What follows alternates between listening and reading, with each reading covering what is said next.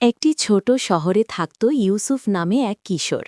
তার বাবা ছিলেন খেজুর ব্যবসায়ী। বাবার ইন্তেকালের পর সংসারের দায়িত্ব এসে পড়ে ইউসুফের কাঁধে। সে সিদ্ধান্ত নিল বাবার মতো সেও খেজুর বিক্রি করবে।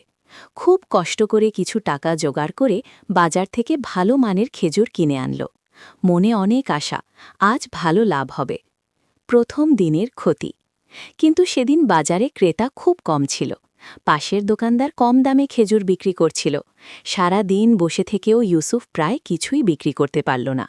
বিকেল শেষে হিসাব করে দেখল লাভ তো দূরের কথা, উল্টো লোকসান হয়েছে। সে চুপচাপ বাড়ি ফিরল। মা জিজ্ঞেস করলেন, কেমন বিক্রি হলো বাবা? ইউসুফ মাথা নিচু করে বলল, আম্মু, আজ অনেক ক্ষতি হয়েছে। মায়ের চোখে চিন্তার ছাপ, কিন্তু তিনি বললেন, হতাশ হয়ো না, আল্লাহ আছেন। দুয়ার রাত। সেই রাতে ইউসুফ ঘুমাতে পারল না। সে অজু করে 2 রাকাত নফল নামাজ পড়ল। সেজদায় গিয়ে কাঁদতে কাঁদতে বলল, হে আল্লাহ, আপনি আমার রব। আমি চেষ্টা করেছি, আপনি বরকত দিন, আমার হালাল রিজিকে রহমত দিন।